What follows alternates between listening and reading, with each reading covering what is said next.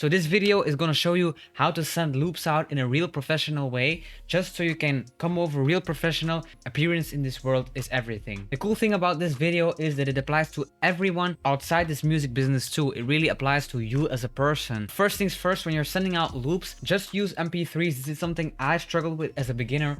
Waves, you don't need to use waves. Waves can take up to like 5 or 10 times the storage space as MP3, and at the end of the day, waves don't contain extra information that's really useful. A lot of people think that the human ear can't even distinguish a WAV file from an MP3 file, so just send out MP3 files. That way you can pack more loops inside of one email, which is another thing I want to say. Don't send too much loops at once, especially if you don't know the person you're sending to. There ain't nothing special to write in an email. The text isn't important in my opinion. What is important, in fact, is the signature. If you join me on my screen right here, you can see that I got my name, a few links, and my confidentiality agreement. Now I'm going to show you how to make a footer, email footer like this.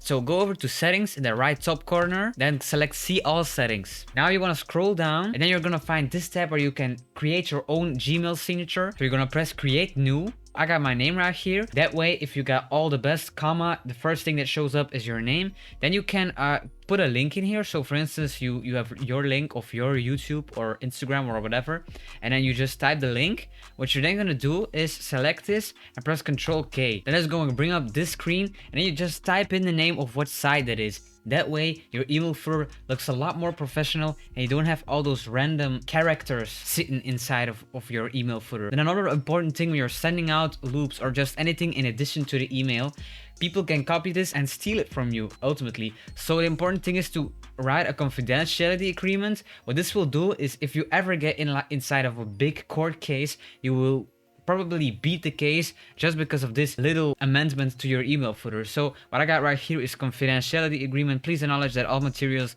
downloaded through this email are copywritten and owned by Pull Up George, which is my company. If a beat or loop is used, I should be given royalties, and publishing is just saying that they need to give me a right amount of the part of a song, of a project, whatever it may be. And so I always get credited for my work. After you've done that, you can click over here and take whatever signature you just made and put it as default. When you put it as default, it will automatically pop up when you're writing a new email like I have in this concept. After you've done that, you're just gonna press save changes. And another big thing when you're sending emails is installing this Mailtrack Chrome extension. You can just go to the regular Google Chrome extension web store and download this Google Chrome extension. What this is gonna do is it's gonna show you, it's gonna notify you when people read your emails. This is very critical, because you need to know if people check your emails, if you're sending to the right emails, if you're sending to emails that are dead. If no one's gonna open a mail and download the beats, then how you expect to get any success in this industry? So this way you can get a little bit of feedback and get to know which emails are relevant and which ones are not. It was great staying out of Ableton today. Thank you so much for watching, and I hope I can catch y'all in the next one. Peace out.